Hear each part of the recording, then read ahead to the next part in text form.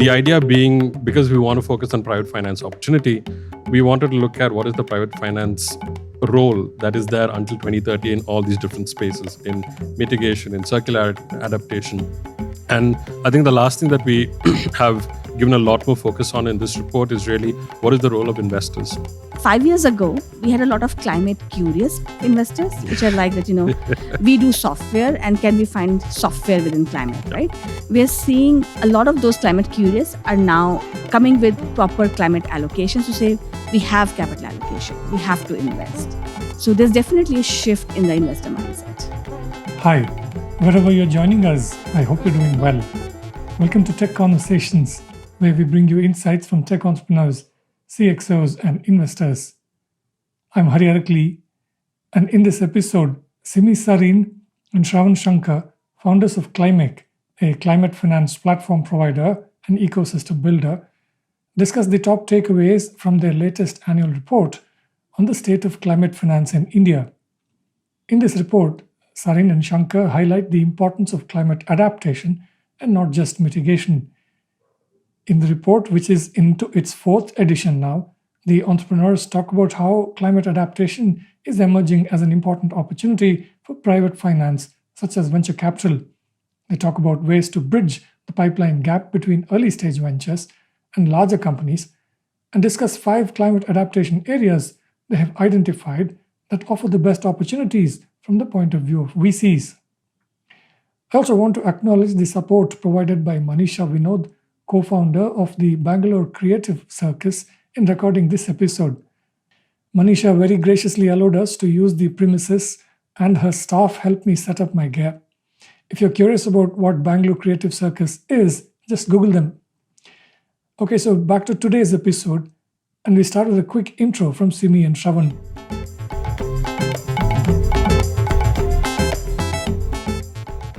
Okay, so thank you both for doing this. Really looking forward to our conversation. I can say that I've been a student of your work. I wouldn't be amiss. So today we are also talking in the context of your latest report on the state of climate finance in India. Before we get into that, I think it'll also be useful for our audience to give us a brief introduction to both of you, as well as what Climake is, the organization you all have set up through which you've been doing this work. And we'll go from there. Sure, Hari. And first of all, thanks for having us and glad to be here. So Shravan and I started Climake about 5 years back.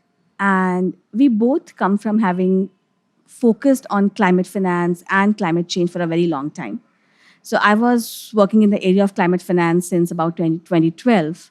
Shravan comes from a background of having done things around environment and climate change for about 15 years. So it was around COVID when we essentially thought that we should combine our work and look at climate finance more seriously. So that's what Climake's focus is, essentially. We want to create this ecosystem that brings more capital to this very critical element that's needed in India today, which is that climate change needs to be solved and it needs solutions which need a lot of capital. So we're building an ecosystem to make climate finance more accessible for climate businesses. You want to add something to that, Shravan? Yeah, absolutely. I think the reason why we feel very strongly and why we believe a lot in this is, while climate change is likely the biggest problem we're going to face in our lives, we see climate finance and the opportunities of what innovations and solutions can bring about as one of the greatest opportunities that we could get, which is available there. So that's why the mandate and the focus that we work on is how do we really catalyze and how do we really make capital accessible into the space by showing that there is opportunity. It's not just based on we need to do something about it, but we need to show that we need to do something about it. Here's how we can do it, and here's the opportunity if we do it. So that's fundamentally what we do. And because climate finance is quite nascent and even the climate action space is quite nascent, there's a lot of work that has to go. So the report that we do is just one of 4 things which comes into this network of things that we do. We work with very interesting high potential startups to help them access capital. We work with funds very directly to help them figure out what their thesis could be like, where they should be focusing on in this space. And we also work on new types of financing instruments that need to be coming into the space, because this is a new sector. It's very, hardware asset heavy based. A lot of things about it are very different from what we've been used to, especially from the venture capital side. So all these things come together for us to show that there are many, many little different things that we have to do, and our report is just one activity which goes into all of that. You all started Climake in 2020, right? And this report is the third edition? It's actually our fourth report. So Climake actually started, so I've known Shravan for a very long time. But I think during COVID, I was, too much time on my hands. I was trying to see if I can find out, how much investment is needed in climate finance, what the pathways should be. And I could not find any report that gave direct answers, right? There are like hundreds of reports out there which talk a lot about, these big tomes on what governments should do, what policy should be like, but nobody talked about private investments or the role of private investments in climate finance. So at that point, I called Shravan and asked, do you want to do a report on this? And that's actually how Climake started. We were like, we'll try to figure out what the opportunity is. And it kind of grew from there into all the different things that we do now. Yeah. And I think what we found with that first report, and it's not a very extensive report like what we've been doing the last 3 years, but it pointed out towards direction. Like, we were very clear that a lot of the reports that we had seen, a lot of I think the narrative around talking about what is happening in climate finance is very historical. And we wanted to, and it's not easy to extrapolate and say, okay, this is what the next 10 years until 2030 have to be like. So that became, I think, quite a different perspective that came about. We had this idea to talk about, this is what we think the overall opportunity is. We spoke about pathways that need to basically evolve to actually come about. So I think that started getting some interest from different types of stakeholders, funders, even startups coming into us. And then we saw that, okay, there is an opportunity here just on more emerging sectors, more what we call frontier sectors of climate, and how do you give direction in that? And the 4 areas that I spoke about that we work on really come into how do you solidifying direction extensively. But we also sort of believe that this is not something that anyone can do together, right? Because you need to build an ecosystem around climate finance. So, for example, we published this report in partnership with United Capital, which is a much larger investment bank. Because while we believe that we support certain young companies from Climake, when they become larger, they need more mainstream capital, then other players come in and help them. Similarly, we have built a whole network of incubators, funders, investors that we talk to very regularly. Not just as part of this report, but also on a very ongoing basis to essentially try and influence how climate finance should grow from here. That's probably a good point to give our viewers, audience, a bit more context before we dive into specific takeaways. Can you walk us through what are some of the biggest sources today of funding for climate action in India, and what kind of action have these sources of funding supported historically? Sure, Hari. So basically, if you look at where climate finance is today, in 2023, we believe that there was about $22.5 billion of investment that came into the sector. In India? In India. This is private capital. This is private capital. And out of that, about 4.8 billion is equity investments. And not surprisingly, given the asset-heavy nature of the sector, about 17.7 billion of debt investments. Now, where these investments are coming from is actually very interesting, because there's a lot of activity we see on what we think of as two ends of the spectrum. So there is a lot of seed capital coming in. In fact, about 60% of the equity transactions were seed transactions. These are small transactions of, let's say, 1 to 3 crores, even smaller sometimes, which are seeding companies which can become much larger and are doing very innovative work, getting into new sectors. So this investment is coming from a very wide range of people. There are angel investors, high net worth individuals, family offices, and a very large number of VC funds who are doing early stage investing. So that's one end of the spectrum. The other end of the spectrum is very large transactions. So we already said that about 4.8 billion of equity came in last year.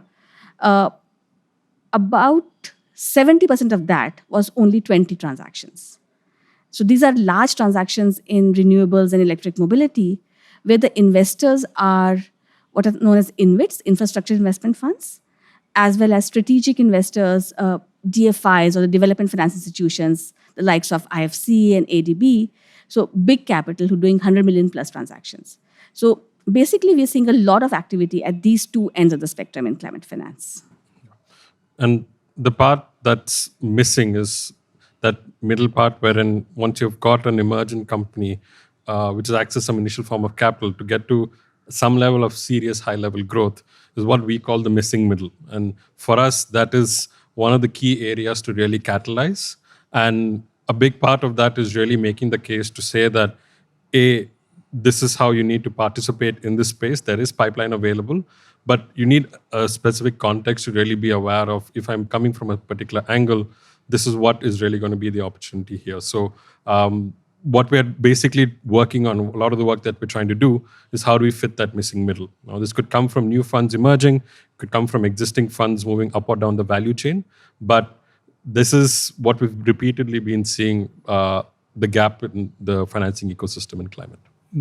Before we talk a bit more on the gap and your thoughts on how the ecosystem could address those, so at the large end of what you just described, what are the kinds of projects they are investing in briefly, and then at the sort of startup side of things, give us a sense of what kind of companies are emerging. Sure. So on the large side, the investment is mostly flowing into two sectors. About 60% of the investment that came in last year was in renewable energy. So that's a combination of solar, wind, also seeing some transactions in bioenergy, which is essentially agriculture waste to electricity. And there we see mega transactions, Hari, because I think gone are the days where solar was considered startup-ish, right? The sector has matured. There are large companies, large developers who are building mega projects. So we have seen transactions as large as $1 billion in equity last year. Renew Power raised about $8 billion in debt in one transaction. That's the largest debt transaction we've seen ever in the climate finance space. So that's where most of the big capital is coming. This is coming from mainstream investors. These are investors who understand infrastructure and now understand that solar and wind are basically mainstream infrastructure. Yeah.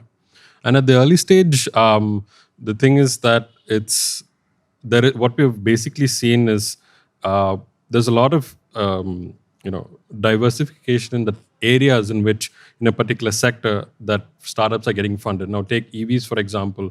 The EV ecosystem is more extensively getting funded. In batteries, you're getting new types of batteries which are actually getting supported. Circularity is also expanding. Plastics used to be the dominant thing. Now it's going into other types of waste. So we're seeing a diversification happening. And all of these are much more at an earlier stage. But the nature of funders in this space is very diverse. So you have deep tech funds who come in from a very technology first angle, looking to participate. You have VC funds at an early stage who look at it more from a technology is validated, but they need some initial traction and growth. That's where we are entering.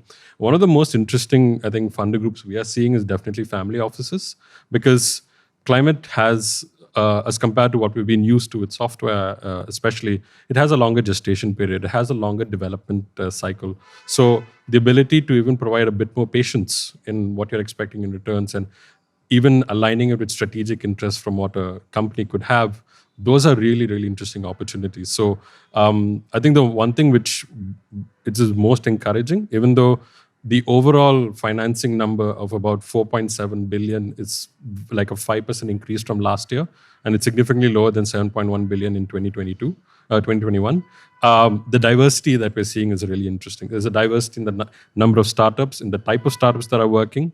And because they're at an earlier stage, the quantum of funding obviously is lower, but also diversity in the number of and the type of investors coming in. So we're seeing climate slowly getting to this mainstream moment coming in. So I think that's the really positive thing that we really need to be doubling down further. Yeah. And can you now give us a sense of the top takeaways from your latest report? Sure. Our report has always been focused on being future focused, providing, being very data focused on really giving a sense of what's happening in specific sectors.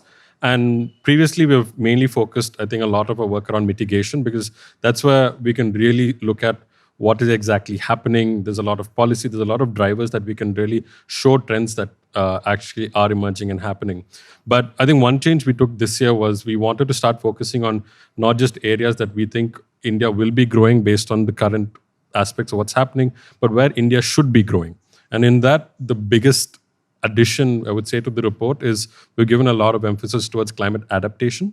And we can go in a bit more detail about adaptation, but fundamentally, India needs to be focusing a lot more on how do we work against countering the effects of climate change. And it's not a thing we can work on the next 5-10 years. It's something that has to happen today. Additionally to that, we've looked at how do we actually look at investment opportunities in this whole climate space. So we did a similar modeling of this in 2020 in our 2022 report. But the idea being, because we want to focus on private finance opportunity, we wanted to look at what is the private finance role that is there until 2030 in all these different spaces, in mitigation, in circularity, in adaptation. And I think the last thing that we have given a lot more focus on in this report is really what is the role of investors? What is the role of support ecosystems to really look at what has to happen and really what should be changing about this space? Because that's one thing we fundamentally believe, that this business as usual perspective on how it grows is not enough. There needs to be changes in that.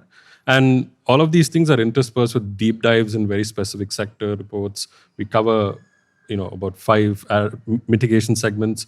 We cover 5 areas in adaptation. So all of this gives us a very extensive, gives a quite an extensive look at what is happening and what has happened previously. Yeah. So if I just summarize it, Hari, in terms of the key numbers, right? So what we're really saying is that if you look at just the numbers, it looks like climate finance has stagnated because it's been 22 billion for the last 2 years. But on ground, it's actually a lot more active. There is more activity in the number of startups. There is more activity in the number of investors on our focus on climate. And we expect to see the impact of that coming as more investments over the next 2 or 3 years. That said, we think a lot more needs to be done because we need to go from 22 billion to 108 billion a year very quickly, or we will not solve for the gap that exists in climate finance today. And for that, we need more investors and a different way of thinking about how to invest in climate. So ideally, you'd like VC investors, private equity companies, policymakers to make use of your report. Absolutely. And I think we have, honestly, in the last few reports, we have seen even startups use it as a way of figuring out and demonstrating this is market opportunity. Folks have told us it's used in pitch decks that they do, but I think a big part is definitely focus on how financing can be catalyzed. And that's either in, going directly towards funders who are looking to raise today or who are looking at defining thesis. We look for this report to inform and to tell them this is where opportunity is. There is opportunity. And with policymakers, obviously, because one of the things we've definitely seen about the climate space is sectors have evolved based on how policy has grown. And we have good examples of sectors that have grown well with policy directions. Plastic circularity is a great example of that. Renewables is a great example of that. So we have ways in which, there are ways in which this report can be utilized by different stakeholders. But ultimately, the main number is what Simmi mentioned, that how do we go from around 22 billion to 108 billion a year, which is what we need for climate action. And this is private investments. Just want to be clear on that while we do talk about how policy can be good for companies and startups, we focus on private investment as the core thesis, right? And there are parts of, some sectors that we identify where private investment cannot participate in a big way. But we then identify how much of that can be private sector. So I would say while this is widely used, and we've seen that it's widely used over the last 3 years, the primary focus and target of our report is private sector investors. We really want them to think more deeply about how large the opportunity is and why it makes sense to just keep building more climate funds. Mm-hmm. And the focus on the private sector is because you feel that is where one can actually bridge this gap from 22 to 108. Yeah, governments may not necessarily be able to fill in the whole gap. Yeah, and we also believe that governments are already very well advised by many large consulting firms already doing projects for them on what government programs need to exist. We are frankly not government or public finance experts. We come from a very private investment first lens. So the 108 billion that we talk about is what we think the gap in private investment is. The overall gap is much larger because there are parts of climate finance that are public goods, right? think of things like disaster management. Private investment has very little role to play there. That has to be a government investment. So what we focus on it is within the entire universe of climate action that needs to happen, what is fundable by private investment, because there are startups who are building businesses in that area. So that's what we focus on. And additionally, private finance is ultimately the largest pool of capital that's there. So if we can make the case to private finance that climate has an opportunity, that's when you move from working in millions and billions to trillions. That's the ambition that we're looking for. Like, how do you catalyze most money and most capital is to really show and demonstrate that this is market opportunity, this has market sense, and this is why you should be participating. So just targeting the largest pool of capital is really the need that we have to have. Anything to quickly call out in terms of what has changed, what you see has changed since your last report, be it in a more optimistic way or even negatively? Well, one actually negative or actually not good development that we saw this year is that one of the sectors of climate investment, which used to be very prominent, received very little investment today. And that's a very important segment as well, which is food and agriculture. So we saw almost a 67% dip in the investments happening in sustainable agriculture this year. Largely because most of the investment was happening in what are called market linkage models.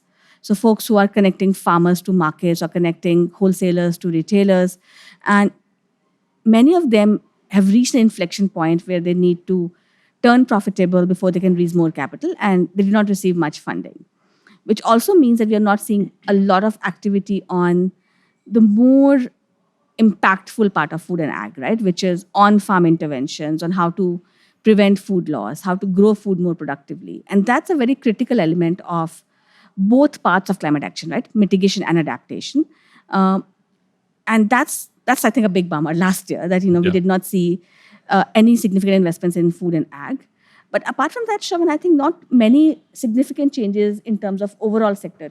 No, but I think in terms of conversations we've been having over the last year, previously, when we used to speak to funders, a very common narrative of conversation would be like, oh, there's lack of pipeline has to develop, and then we will participate. But now we have investors who come to us and say, we recognize there's not enough pipeline, but what should we do to actually make that enable and get that to happen? So we've seen this being led significantly by DFIs, especially development finance institutions, because they have mandates which pretty much today, I think almost all DFIs have to have a climate focus. And these are entities which are used to working in $50, $100 million ticket sizes, where the pipeline today in India is very, very minimal. But they're not shying away from the sector. They're still looking to say that we understand and recognize this is what the scenario is. How do we participate? So we've seen DFIs coming and participating at lower ticket sizes, looking at more other ways to actually try and participate in sectors, seeing if that, do they have a role from being directly investing into companies or looking at another angle of how to participate. So that has been very encouraging. The fact that, yes, there's a lot more capital coming in, but there's also people who are willing to understand and take the time to say that, okay, climate needs a different perspective. What is the best way that we can participate? And that's what that's how we'll start getting instruments to really match the context of the sector, the needs, and the maturity of the space.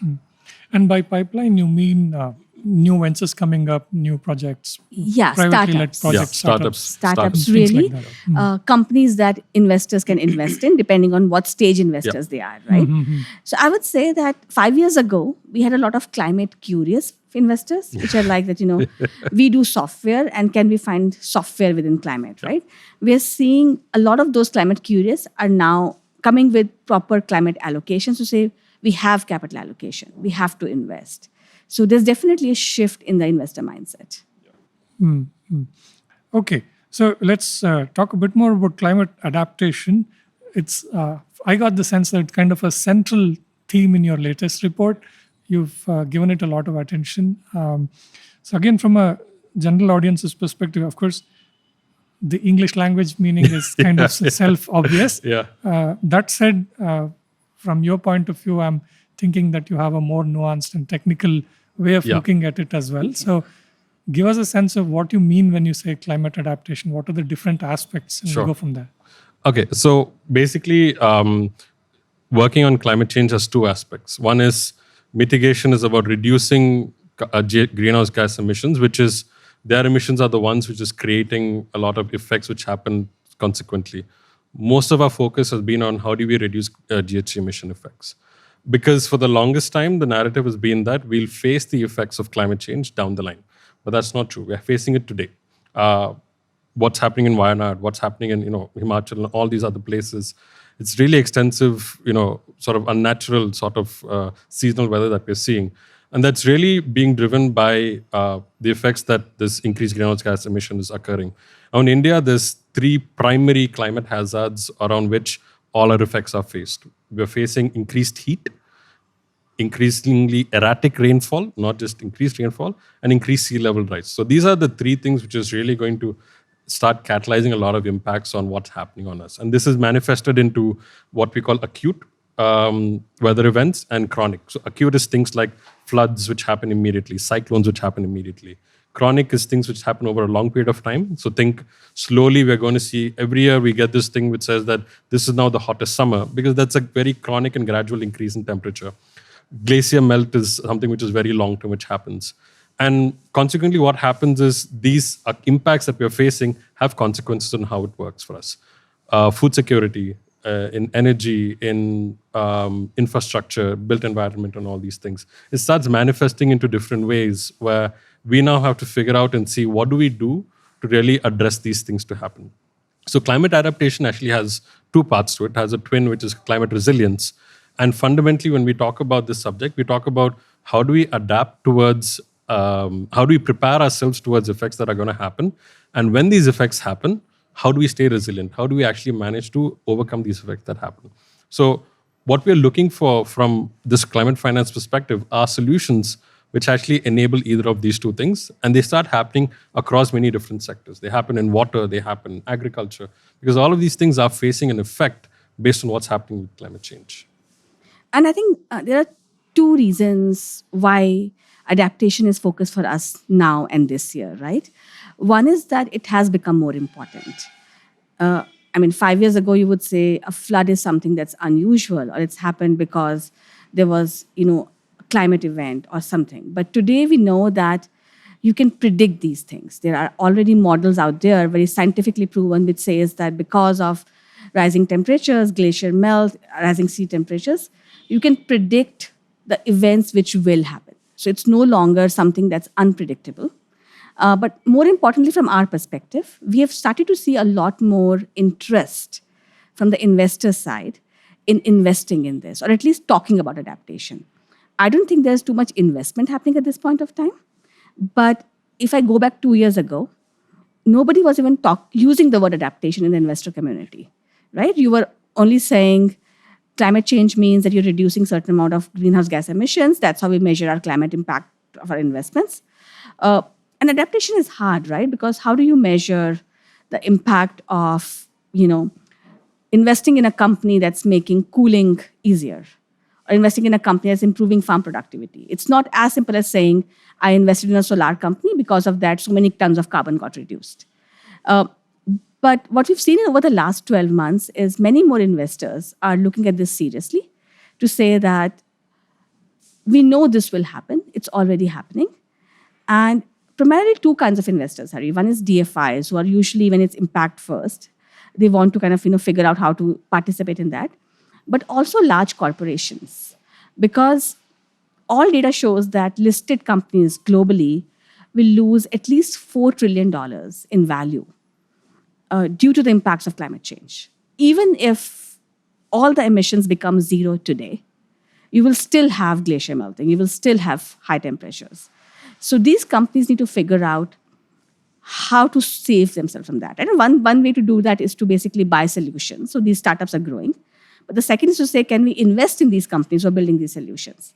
So from both corporate investors and from DFIs, we are hearing a lot of interest in saying, how can we invest in adaptation? So this seemed like the right time and the right year to start talking about it. And you also called out in your report specific areas where it might be really interesting for investors to look at. I just made a note for myself in food and cooling and access to water, and something that you call built infrastructure. And the last part probably can be software and even AI driven, I guess, on data. Can you walk us through what the opportunities are here? Sure, Hari. So I think let's first look at the thought process behind picking these 5 areas, right? So it's not that these are the most needed, right? Something like disaster management or figuring out how we're going to deal with climate migrants as more areas become unlivable is probably more pressing. But that's public goods. So when we thought of, how do we move private investors towards investing in adaptation, the lens we applied was one, what is the biggest opportunity? But within that, what are the startups that exist today that investors can invest in? So we basically picked areas where we could find examples of companies who are building businesses that are investable, that look very much like businesses who have a revenue, who have a plan to be profitable, right? Because no matter how much you care about climate impact, as an investor, you still want a return. So because of that, we've picked the 5 areas where we found the most number of startups. And within that, I would say the most advanced at this point of time is sustainable food systems. We expect that over the next 7 years, private investment needs would be about 200 odd billion in adaptation. About 25% of that is food and ag, right? And that's because food security is a very critical element of climate adaptation. What happens when you have flooding? What happens when you have, droughts and heat? You basically lose cropping land, and which basically means that you have to look for alternative ways to grow food, and that can be through hydroponics or that can be through other alternative forms of technology. But you also have to find ways to make your farms more productive. We're also looking at startups who are making post-harvest losses, because even after you harvest something, if you can't store it, you lose it. Like your fruits and vegetables go to waste, or your fish gets stale and can't be sold. So companies who are basically building supply chains to solve for that post-harvest losses. And finally, just alternative foods, right? Can we look at alternative proteins? Can we look at just different foods from what we eat today? So all of these combined provide food security for the country. And that's where we are seeing, like large number of startups, making early progress, some even kind of building businesses which are now ready to take 15, 20 million in investment. So that to us is the most advanced among the adaptation sectors.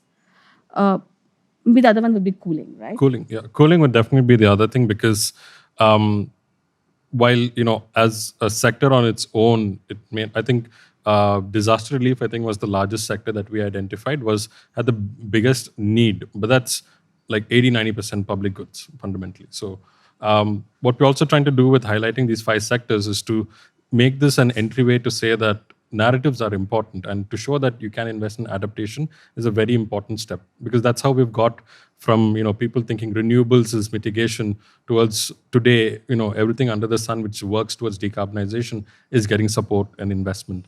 So cooling is another sector where we're seeing that significant need, and some of the numbers are just absolutely staggering. When you look at India today has only about 8% of households have air conditioners. The need by 2040 is going to be 1 billion ACs. You can't even fathom that number.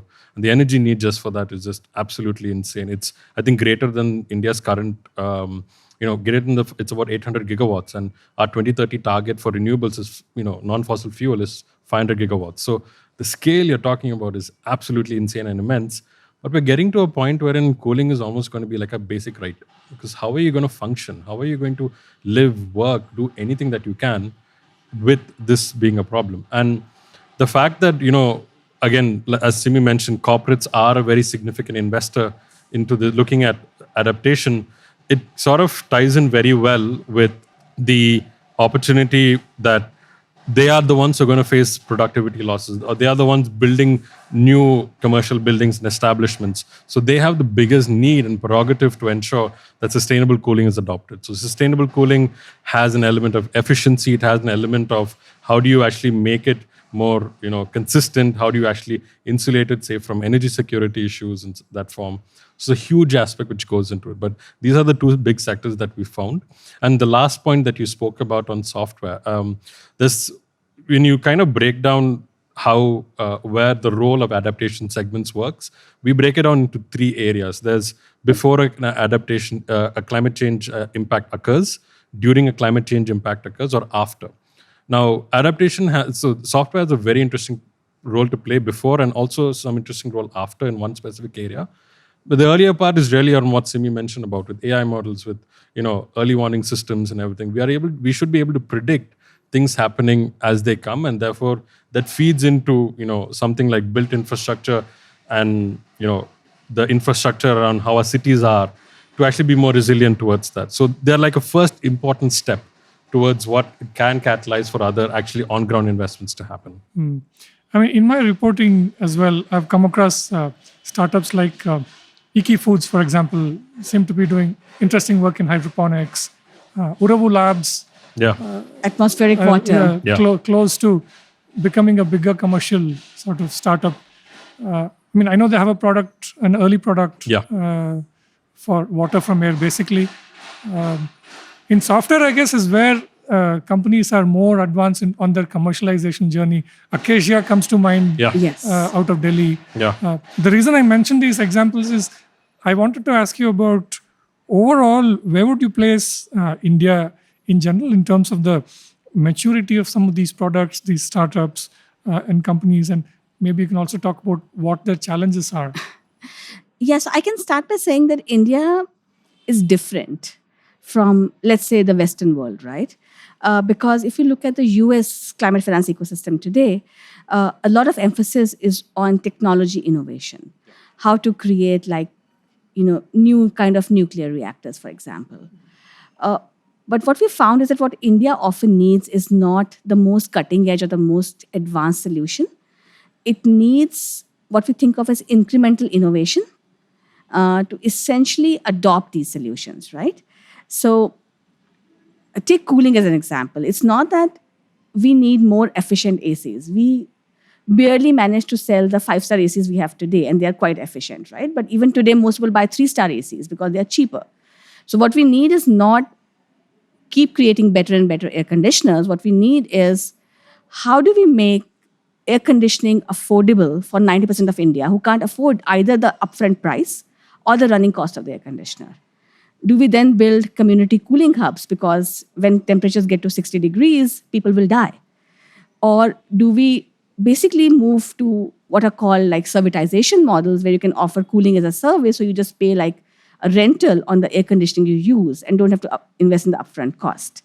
So I think India has always needed a combination of incremental technology innovation and market models is how we think of them, right? How do we make something scalable and relevant for 1 billion people? Yeah, and that's why when like the adaptation sectors we look at, we call it access to water, access to cooling, because that fundamental thing about access is where we have the biggest thing to solve for. And I think one of the things that we've been repeatedly talking about is the fact that in India, we don't really have an innovation problem. We're able to build really interesting early stage innovation. We have a scale problem. We have a problem in getting these things to become accessible, to actually get to a level where it starts becoming more mainstream. That's the part that really needs to get solved for. And that's really what Simmi focuses on, because it's around how do you just make things more affordable? How do you make things more accessible? And that's the problem that we need to be solving. And even if you compare us with emerging economies, from that context, we are ahead because we have the benefit of innovation already being emergent in-house. And it's also, when we compare with Southeast Asia and other spaces, the level of what we're actually able to produce is significant, but then access and scale becomes a problem. So that's where it is in India. We don't have a problem with innovation. When we compare to emerging economies which are coming in, we are, I would say, sort of a better place because we're able to solve, I think, one of the most important problems is, do we have solutions coming out? But then the second part of, do we have pathways and how this can be scaled is where we really need to be solving. And that's also reflected in what Simmi was speaking about in terms of what the funding ecosystem is like. We have a lot of participation at the early stage. We have this missing middle, this gap, which is just after that, which is again very reflective of scale. And that's where it is. So that's really what we need to be solving for. So the big numbers you've called out, the movement to 108 billion every year from private investments in India, and also on the mitigation front, in your report, there's almost a 4x increase required to hit 75 billion a year. Can you talk a bit about how we will find this money, and in the context of this conversation, we could talk about it in terms of the role of the investors and how Sure. that's evolving and so on? Sure. So I think, Hari, what we have found is that the money is there. Right? So if you look at the overall perspective, right, we need, let's say, 750 billion overall for India in the next 7 years. And if you look at everybody who's allocating capital to India today, does the money theoretically exists? Yes, it does, right? So why are we still seeing 20 billion? That's because I think at this point of time there's a mismatch in what investors are looking to invest in and the companies who are looking for investment. So two examples here, right? I think a lot of mainstream investors, venture capitalists, private equity investors, are still used to very software like investment models, which means that it's still coming to terms with climate being something that needs physical infrastructure, asset heavy businesses as they're called, is something that they have to, put more thought behind, develop more thesis around, and get more people on board to kind of be able to invest in them. But the bigger mismatch you've seen is in the stage of businesses, right? So at this point, we know of at least 10, if not 20, climate funds that are getting set up. We know that every DFI has target of their overall book, not just climate book, but overall book being 30% of their lending book or investment book. So the gap is that all of these climate funds, all of these DFIs want to do $100 million transactions. That pipeline doesn't exist today because all the seed funding that happened this year, last year, has now basically seeded companies which have some traction. So they're making some revenue and they need the next 5 million or 10 million to grow their business. They don't need 100 million yet, which means that we now need many more funds doing that Series A and B investments. So how will we solve for that? One, we are seeing that funds are realizing that themselves, right? That they might have set up as a fund which will do a Series C or Series D investment. But now they're saying there's no 50 million pipeline. So we are going to look at slightly earlier companies and we are willing to take that risk. DFIs, I think, is trickier because they are not structured to do a 10 million transaction. Their processes being what they are, it's not efficient for either the startup or the investor to run a 10 million transaction.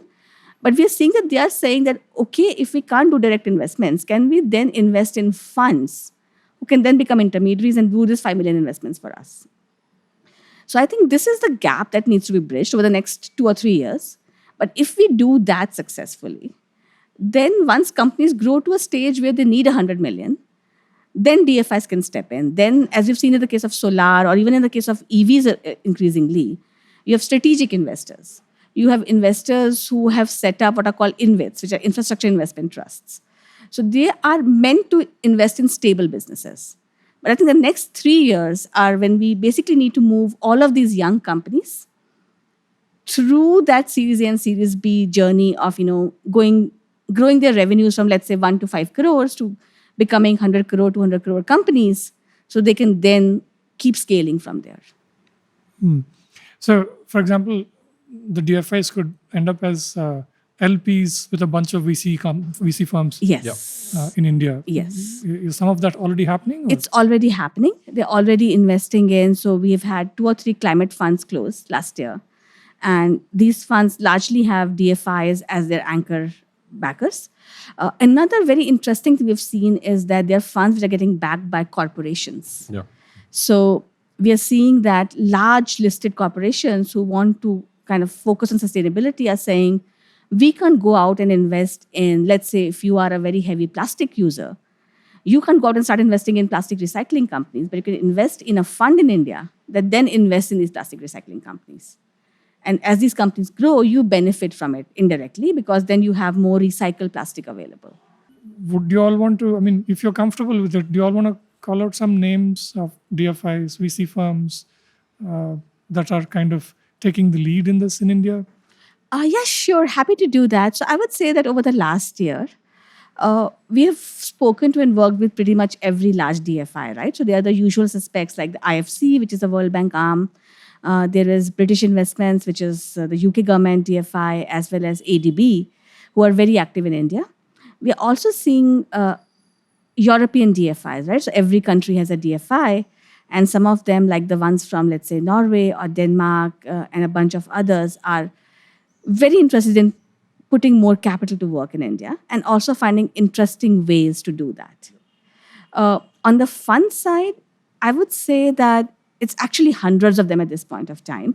Because think of it this way, Hari, every VC fund is now getting, I would say, some amount of pressure from their LPs, from their investors to say, can you also invest in climate? Because that's important. So we have, basically been saying for the last 6 months that every fund is now a climate fund, because we are talking to, pretty much everybody, starting from the likes of Sequoia and Tiger and Excel, who used to be technology investors, to very specific funds. But in particular, I would say what we find most impressive is early stage funds who are able to come in and do very differentiated investments, right? Who are able to invest in companies that mainstream investors think too risky, or things that need, I would say, deep technical knowledge. So the likes of Thea Ventures, Speciale Invest, Ankur. Ankur, Spectrum Impact, all of these guys are investing in companies in things like alternative materials, water filtration, uh, industrial decarbonization and efficiency, which nobody else is doing right now. So they are seeding companies which are not mainstream investment today. But basically, these will become, big sectors if these companies succeed. And just on the point of mainstream investors, I think in 2023, we identified 120 new funds which were investing in climate for the first time. That's a huge number. I mean, and it's a significant proportion that's coming in. So it just speaks to, like Simmi's point, that pretty much every fund today has also got a climate thesis in some place.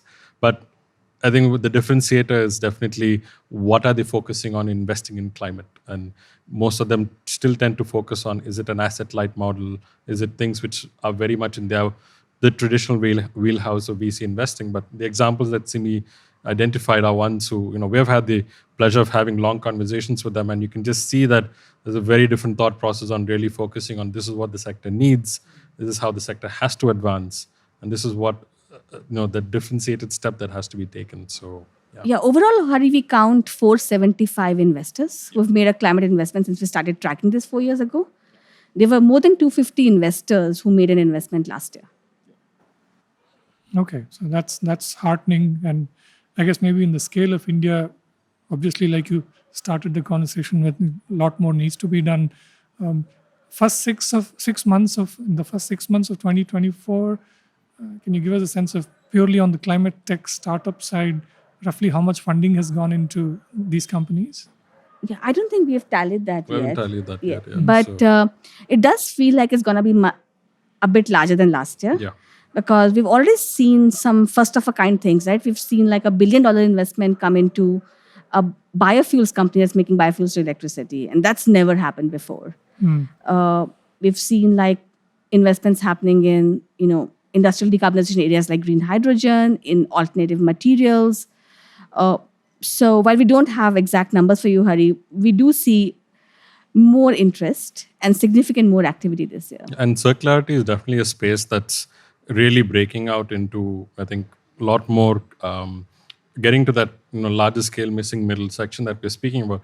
We know of conversations which are going on, and there are a few deals which have closed in the $10 to $20 million plus range.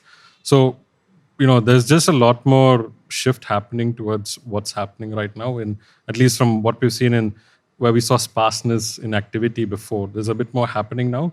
But yeah, we're actually quite keen to see what 2024 throws up, but definitely think it's going to be a lot more than before. And just to make definitely one point is that even the role of debt is pretty supremely important in asset heavy physical businesses like this. And even that, we're also seeing there's a lot more, I think, interest and a lot more focus to say that, okay, how do we actually participate in a way to actually help things scale up? And the fact that, these companies are getting more mature, which means it's obviously becoming, more risk averse for, or favorable for debt investors, especially. That is something we expect to see a lot more heavier participation this year. So it looks like 2024 is going to be a bit of an inflection point for sure compared to the previous year's trends. And so to circle back to my question on the challenges for the startups, and I mean, only if they surmount those challenges, your pipeline becomes bigger and ready for larger sums of investments. Uh, in the broader climate mandate, I know you all advise startups as well. So, what are the most important challenges today? It's a question of making their products and services affordable and on par with existing ones. And what else is there anything that's more specific to India as well? So I think that's the biggest one, Hari, right? Because for all the talk around climate change and sustainability, the customer, be it you and me buying for our homes or large corporations buying for their factories, are not going to spend more, right? Which is why green steel is such a non-starter in India, because nobody's going to pay 4x for steel, even if it's like the most sustainable steel on the planet. Yeah. Which means that the challenge that startups have is to offer a sustainable, climate positive product at the same price point as the existing alternatives. And they have to do it while making a business that generates revenue and is potentially viable and profitable. So investors can invest in them, because investors are not going to relax their investing norms because it's an impact startup. We wish that was true, but that doesn't happen.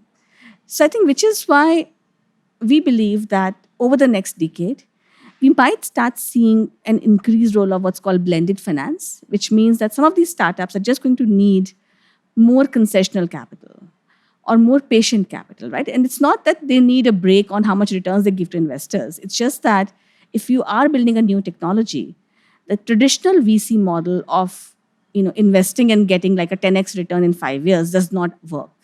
You need funds that stay invested for 10, 12, 15 years to basically make their returns. So that's a challenge, right? That startups need to build very VC-ready businesses, but the sector itself needs much long-term investing. I think the one thing that it kind of goes back to an initial conversation, initial point we touched upon was when you kind of break down what is really the funding need, and one of the things that we've also identified is structures have to change. Structures need to be different, and especially so in the early stage ecosystem, where we might have said that India does not have as much of a problem in innovation, but there's a difference between developing a solution and making it commercially a pilot ready. There's a big problem, and what we have seen is that traditional accelerator programs are just not effective for this space. They're too short term. They don't really focus on what exactly a lot of these startups need, which is a lot more encompassing. They need access to potential customers.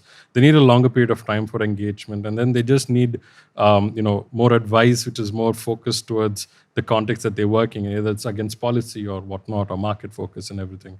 And so, what I think one of the two things that we really love, we're super excited about, are new structures which are coming out to address this. And I think in particular, two institutions we really like. Third Derivative, which is a US-based, they call it an open collaborative climate tech ecosystem, which brings together corporates, funders, and startups. So you're already seeing like a very strong ecosystem coming in, and there's a very strong participation demand and need for them to actually catalyze things. And they have a very interesting India program. And the other entity that we really feel can really show a path forward is Indus DC, which is a decarbonization-focused venture studio. And the venture studio model for us is something we actually tried to kick around a couple of years ago, but it's very complex, and it requires a lot of patience in really capitalizing the structure, because you're basically selling on future potential and promise to say that this potential solution, which could be at TRL level 3 or 4, is going to go at TRL level 8 or 9, but you need to give me the support that is there today. But we find Indus DC, what they're doing, to be a really interesting model. And I think what we are also hoping to see is this mushrooming starting to happen. And I think the role of support structures is very critical, very fundamental. It's not just about do we deploy enough capital, but how does that capital get deployed and supported further? I'm just going to end by saying, Hari, that we have no doubt that we are at a critical inflection point as far as climate change is concerned, right? We are already seeing the effects everywhere in our day-to-day lives. But this is potentially the most excited we have been since we started focusing on the sector like a decade ago, on where we are in terms of solving for this. There is, I think, the most focus, the most capital that you've seen that's come to this sector ever. that's now showing up. We just need to find the right way to make the match essentially between where the capital needs to go and what capital exists. But we have, real high hopes for where this sector is leading over the next 5-7 years.